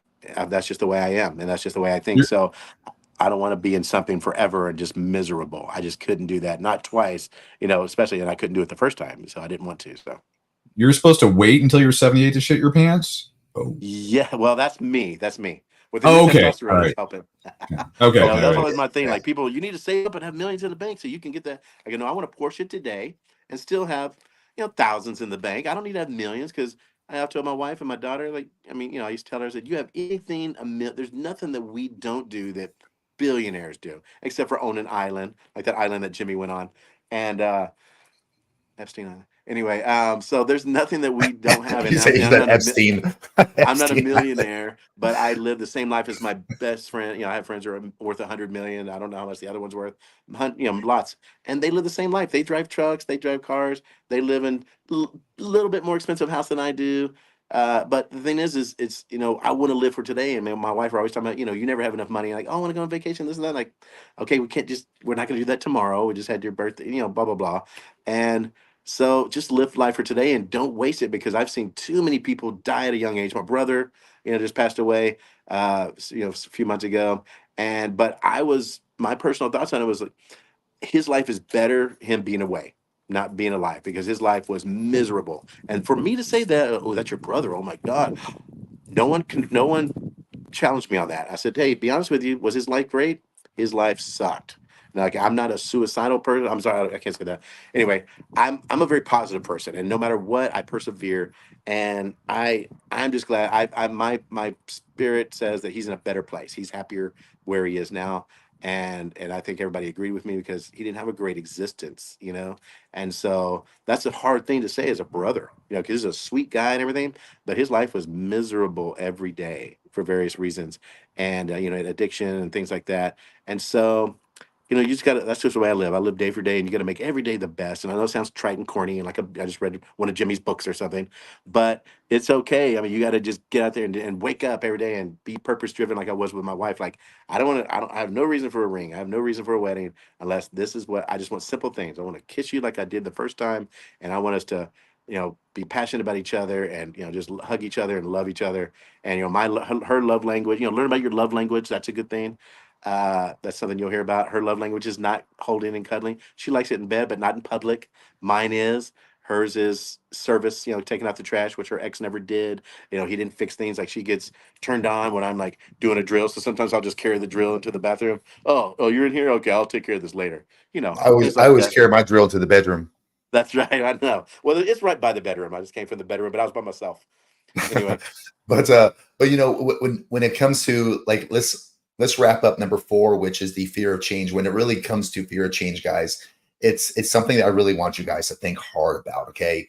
And fear of change isn't just about missing out on a job opportunity.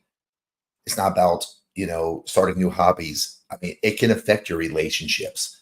So men who resist change often stay in unfulfilling relationships because they really are afraid of being alone.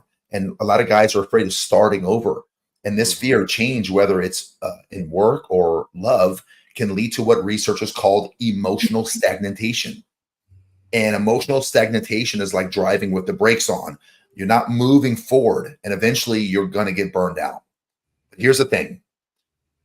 The only way to stop feeling stuck is to embrace the change. And I'm not talking about reckless change. Let's be smart, guys. Don't go quitting your job tomorrow without a plan, but take small, calculated risks. You don't have to jump off a cliff. Sometimes all it takes is just a new step in a different direction. There's power in the unknown, and you can either fear the uncertainty or you can see it as a world of untapped potential. So for those of you listening who feel stuck, maybe it is time to ask yourself, what am I afraid of?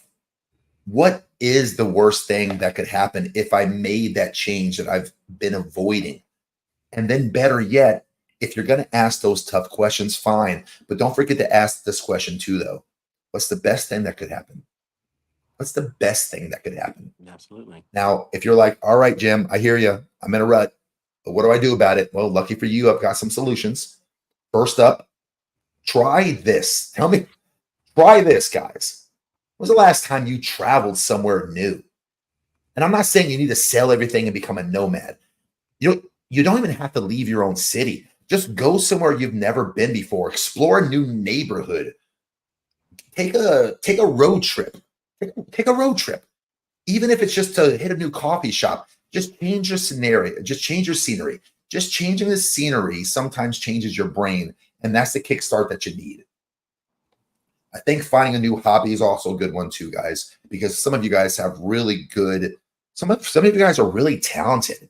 Some of you guys are good at a lot of really cool things, and that hobby doesn't really produce an income for you, and you're so desperately in need of an income, you just put all the things that make you happy on the back burner because maybe you like to draw or sculpt, or maybe you like volleyball. I don't know. And none of that's going to provide an income for you because you're not going to be the next volleyball player anytime soon. Fair enough. But I mean, do you really want to go through life watch the years tick by and not do anything that you enjoy? Is your only purpose in life to exist, provide things for people other than you, and never buy anything good for yourself, do anything exciting for yourself? I don't think that it is. I think you guys deserve more than that. And this brings me to my the fifth reason why you guys might feel bored in life.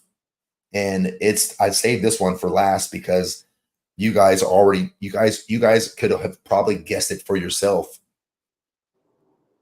It's your lack of goals. I mean, let's just get right down to the most serious culprits behind that life in a rut feeling. Lack of goals.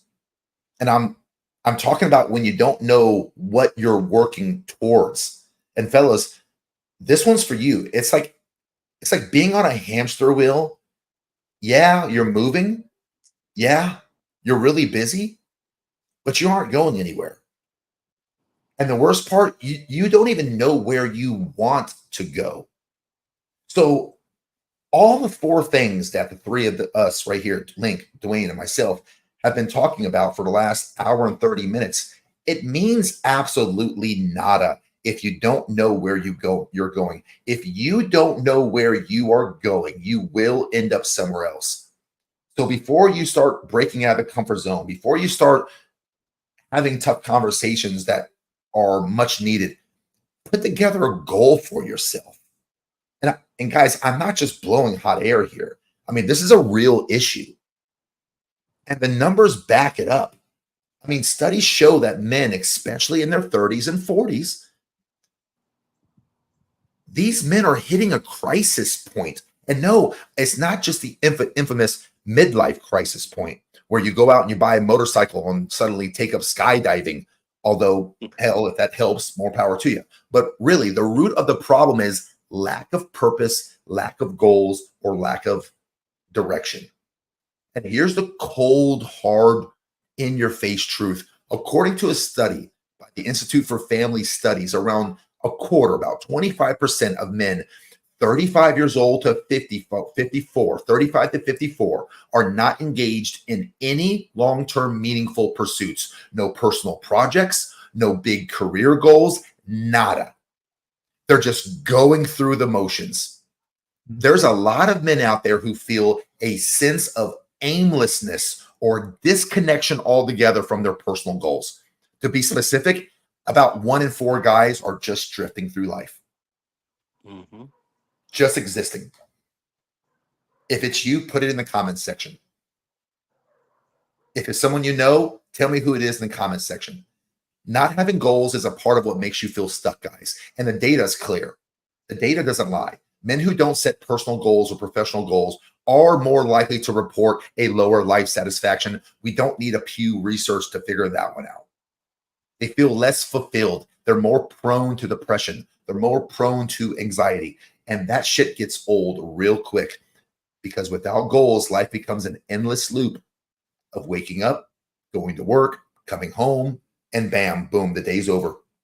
Rinse and repeat, rinse and repeat. The days turn into months. The months turn into years, and suddenly you're worrying. You're wondering, what the hell happened to my life? And it's not just about setting any old goal either.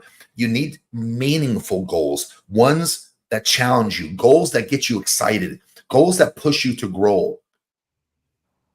Harvard Business Review put together a poll, and they found out that people who set clear, measurable goals are 10 times more likely to be successful than those who don't. I mean, think about that for a second. 10 times. That's like getting a really easy cheat code for life. And you probably have heard that before. You know, if you don't write it down, it doesn't happen. You know, if you don't set a goal, you don't know where you're going. You might. Yeah, you probably have heard it before. You should have. If you haven't, you should have. But yet still here we are. You haven't done it. And you said you were. As a matter of fact, a few months ago in January, you freaking said you were. Last year, come January, you said you were. 5 years ago and 10 years ago, during your New Year's resolutions, you promised you would. Life is going to creep up on you, man. if it hasn't already. You're going to look in the mirror. You're going to start seeing some of that gray come in. Like you're going to start looking like Dwayne. Do you want to look like Dwayne? Oh, no, you don't. You don't want to look like Dwayne. I don't want to look like me, but Dwayne doesn't even want to look. Dwayne, if Dwayne had to set a clear, measurable goal, he wouldn't even look like himself right now. Exactly. Don't be like Dwayne. So the problem is, guys, a lot of us really weren't taught also how to set meaningful goals, especially the men who were raised by single mothers. Guys tend to be the ones that kind of do this with their kids. Society also pushes this idea that men are supposed to be tough and self-sufficient, and men are never supposed to ask for directions. So what happens is we end up coasting. We end up waiting for someone to give us purpose instead of going out and creating it ourselves. I'll say that again for the people in the back. Some of you guys out there are going through life and you're hoping that the girl that you're dating, the people that you know, will give you purpose. You're hoping that maybe having kids will give you purpose. You're saying to yourself, if only I had this job that I really wanted, that will be the purpose. How many of you, here's some real world TV, guys. How many of you guys have already reached goals that was supposed to make you happy and you've already reached them? And you realize that it didn't. All right. So what's the takeaway? Well, if you're feeling like you're stuck in a neutral, spinning your wheels kind of life, it might be time to ask yourself, well, what is my goal? You don't have to have it all figured out right now, but start with something. Men, set something small. Maybe hit the gym 2 or 3 times a week. Learn a new skill. Or how about this? And this one, man, this one you guys really need to do. This one. When's the last time you called that army buddy of yours? When's the last time you called that friend that from high school? The guy that you were attached to the hip with, your ride or die boy. The guy that you keep telling yourself that, oh man, I need to call that guy. That guy. When's the last time you called him? When's the last time you connected with some old friends? How many of you even have 5 friends that you talk to on a regular basis? Because I bet you many of you don't. It's not really in our nature. It's our natural proclivity to just kind of be loners and put our head down and plow through life. I get it. I'm guilty of the same thing. I literally had a conversation today about needing to get out of the house, even myself. Some of you guys have got to make changes. When you look back as an old man and you read the book of your life, you're going to ask yourself a really tough question. You're going to ask yourself, I've got this book of life, and who really held the pen the entire time? Who's holding the pen? Is it you? Or is life writing this thing for you? Are you bouncing around from one disaster to the other? Are you letting politicians sway your quality of life because we go from one pandemic to the next stock market crash, to the next housing crisis, to the next inflation of food? Some of you guys are very reactive, man. And some of you guys are very, very, you're just letting life just write it for you, dude. Grab the pen. Grab the pen and at least write that. Man, can you at least write a couple chapters in that book of yours? And you start writing chapters by taking the pen, grabbing the wheel, and driving in the direction that you set forth for yourself. And then build on it. Once you start, you'll notice a shift. It's like building momentum. This time 2 years ago, for those of you who are avid listeners of The Big Show, just less than 2 years ago, this guy sitting next to me was 270 pounds. The guy here, Link, 15, 20 pounds heavier. And neither one of those guys started right the first conversation I had with them. Hey, man, you should hit the gym. Here, let me help you out. Neither one of those two guys started right when I had that conversation. It took them a few weeks, a few months. It took Link about a year, I think. But they both made the decision to take one step in front of the other. And now Link's down 15, 20 pounds. And Dewayne is down over 70 pounds. Dewayne is now under 200 pounds for the first time in a decade or so. I can imagine what Dwayne's going through, but I lifted up 15-pound little dumbbell and kind of put it right here. Like, this little thing that you think with your arm is nothing, right? Nothing. You put that on your stomach. That was poor placement of your hand, by the way. Yeah. I'm sorry. I mean, it's just like, golly. I was like, and then all this, I was like, and I had 2 dumbbells in my hand. So anyway, I didn't mean that on purpose. I'd say it's just accidental. Comic genius. You got 2 dumbbells in your hand? What? Comic genius. No effort in this. By the way, it's not getting darker, guys. I turned my camera lens into black and white. But anyway, so that little weight. Link's the kind of guy who goes to the gym with 2 shake weights, like. That's right. Yeah. That's Link. But guys, that little bit. Like, anyway, just 15 pounds. I noticed I was winded. Man, the other day I was messing around with these people at work, and I saw them from afar, from across the dealership. And I go, did you need me? So I ran to somebody and couldn't tell you when. Years. I was running to them full speed. I don't know. And I was like, oh, this is the new Link. I'm only 15 pounds lighter. And they were like laughing. I go, I don't know why I got this energy. I attested to the testosterone, but little changes, physical, friendship, anything. Just trying something new can change you. And I took forever to do it. I'm so stupid. And thankfully my wife pushed me to do it. And because she was concerning that it was her and that, whatever, but little things like that, weight loss, anything, 5 pounds, start with 5 pounds. It's amazing. Go lift 5 pounds when you go to Academy, just lift a little 5. That's a lot of weight on your stomach, on your body, wherever you carry it. Yeah. And so, just try, do it. Just get up and do it. And it's, and I know that sounds like you hear that from everybody, but I'm no champion of anything. I just, I can put off, I just say, hey, I like myself heavy. I think it's heavy. My wife thinks I'm handsome. I don't need to do it. But then I started feeling, and then when it started affecting my mentality, the way I looked at things, just a little weight loss. Just like that makes me feel good. I feel, even though I'm not skinnier, I feel much better in the mirror. And then the testosterone made me feel good. I never really had that issue, but there's people who've been going through it for far longer than I have. It just happened to me for about a year or so. Just like Jimmy's saying, just do it, try it, anything. So yeah, so Scotty Puff Jr. says that it's really hard. It's really hard for him to live in the moment or plan for a future. He's 52 years old. He's got an 11-year-old. Scotty also donated $5 to the Big Show podcast. We appreciate you, Scotty. And he says, that's my problem right now. No real goals. 6 years post-divorce. He's constantly being harassed and being dragged back into family court by his ex. We get it, Scotty. We really do. And we appreciate you, Scotty. We appreciate your commenting. We appreciate your feedback. And there's a lot of guys out there who are being dragged through that divorce machine just like you. Hang in there, man. This too shall pass. Looks like Link's having a few links not linking up to the internet. But Dewayne, do you have anything you want to add? Yeah. Lighting issues. Yeah. Dewayne, do you have anything you want to add before we go to final thoughts?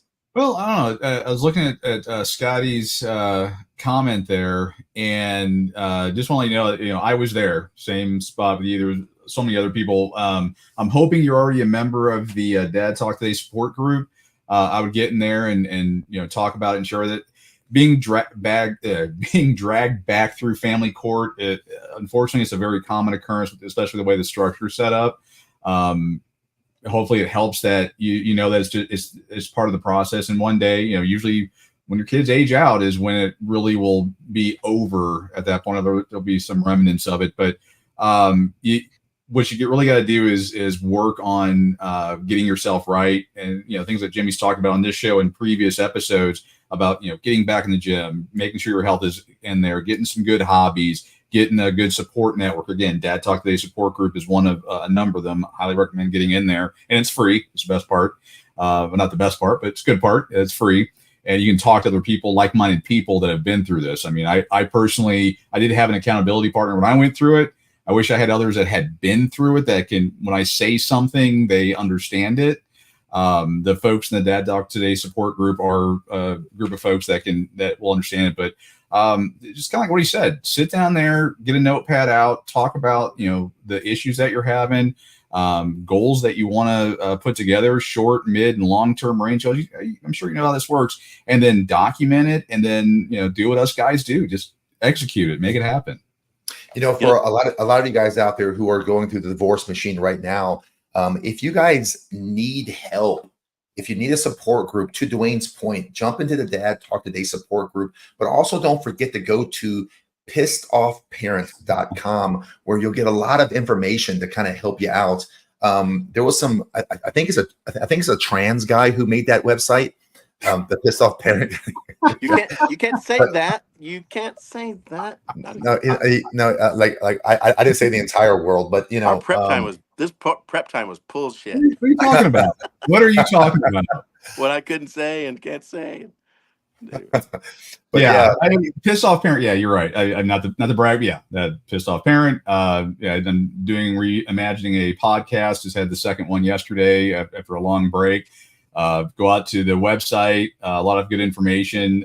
If you're going through it, I put a lot of things there to help you kind of get through it, deal with it.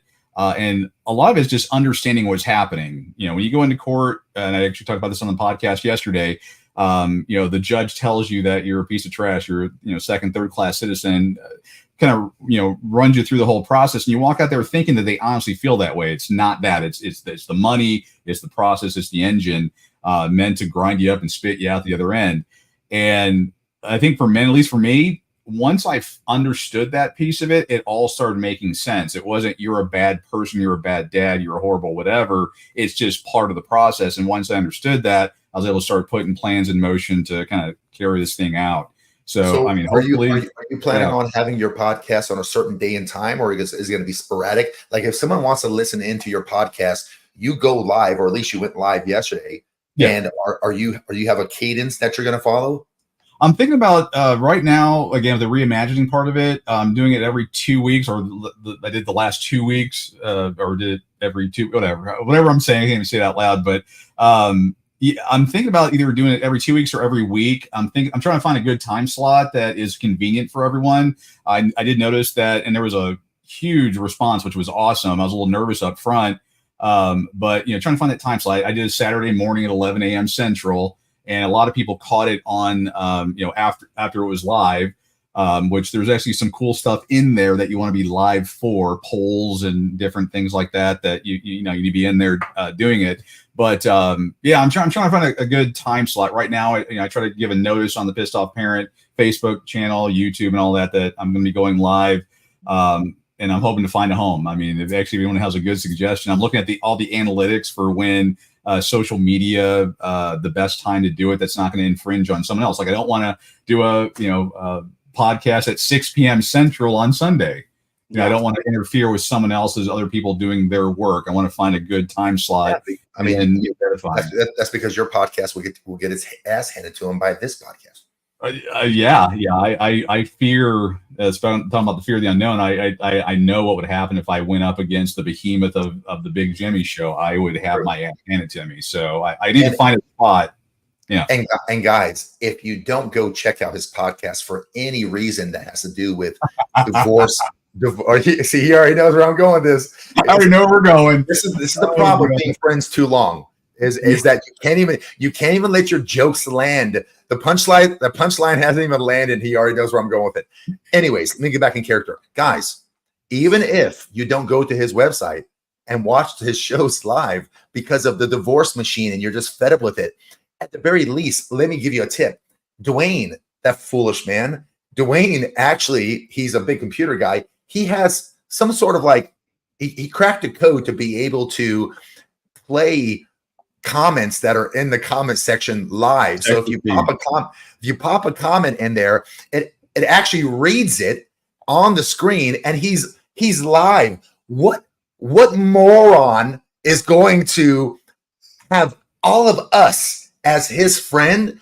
And does he really think that we're not going to go troll him? So I made sure on episode 2 of his show that my ass went to his thing, and right in the middle of him talking about something serious, I pop in a comment about getting killed on Call of Duty and shaming him live in front of everyone. And then I told him that I was just sitting there naked watching him on one screen while watching Funtanari porn on the other. As a matter of fact, I've got a clip. You want to see it?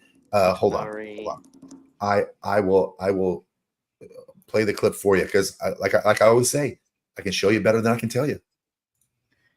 I want to see figures out the technology. So here is Dwayne live yesterday on the show, and I come in here and I troll him. Hold on. Money or whatever nonsense you come up with. I want to be able to. Jimmy says, I was just playing Call of Duty Zombies and died. When I needed you the most, you weren't there for me. I hope you can sleep at night knowing I was bleeding out fake video game blood, and in my last moments I wondered why you abandoned me. Now I'm sitting here naked watching you live on one screen while watching Futanari on the other. Good luck trying to not Google Futanari, you sick bastards. Yeah, I need to recode something that blocks Jimmy. Was that a Transformer voice? No. No. There's AI, but it's a text-to-speech engine, and basically porting that in to then whenever anyone on YouTube, Facebook. I'm also trying to get Rumble, Locals, and a few others to all pull it in live. But it basically takes the text and then turns it into speech and runs. I should actually try to code in a Optimus Prime voice while it's happening. That would be kind of cool. Maybe that'll be next week. Or Battlestar Galactica. Yeah. But I will be back for your next live show to add my own personal color commentary to block you. Hey guys, but, if you don't mind, I just want to say one clear thing. There's a gentleman that was going through a divorce, and so some of the best advice I got from guys who weren't my Christian friends, they all deserted me. These were guys who cuss and drink and whatever. And they said the one thing I remember from a friend, he goes, don't be mean, don't be an asshole, but don't be a chump. And so try to be the person as close as you can to when you first met your soon to be ex. So don't be like, well, screw you, I'm doing this. I had moments of that, and then once I listened to that, I obviously it worked for me to listen and try to be nice. And then it'll get to a level where they try to push your buttons because they know your buttons, right? They know it. That's what's going to bring out the jerk in you. And then the second being focus on the kids if there are kids involved, and the third being have a lawyer who will speak your voice, and speak what's coming to your mind. Not a lawyer who just I know what I'm doing, and so those are things like that. But just not being a jackass and hating each other, and because it's only going to get ugly and more expensive. And so just try to be the nicest. Like, hey, we're raising our kid, not the state of wherever you live. And so that's just a little advice I want to throw in real quick for anybody who's still maybe listening. So cool. We appreciate it. Well, guys, let's go ahead and wrap the show up and let's go to final thoughts. So listen, folks, life isn't always going to be exciting 24/7. There's going to be days when it feels like a sitcom that you've watched way too many times, and that's fine. But the key is you hold the remote. You can switch that channel anytime you want. Think of it like this. You want to get into your car and just drive around aimlessly. At some point, you need to know where you're headed. Well, life kind of works the same way, whether it's in your career, your relationships, or your health, even your hobbies. You've got to pick a direction. And remember, it doesn't need to be a big world-changing goal right away. Start small. Something as simple as learning a new skill or hitting the gym a few times a week or making time for friends that you've already have. So here's my personal challenge to you. Don't just coast through life. Life is a gift, and you owe it to yourself to live it fully. Make sure you're always moving forward. Remember, it's not about perfection. It's about progress. You get one shot at this life, so you need to make it count. Guys, thanks for tuning into The Big Show. I'm Jimmy Smith on behalf of Dewayne Ward and my guest today, Link Lyons. We remind you, don't just thrive, don't just live. Make sure you live to the best you possibly can. We will see you guys next week on Sunday, 7 p.m. Eastern, 6 p.m. Central. Until then, you guys have a great time, and we'll see you guys soon.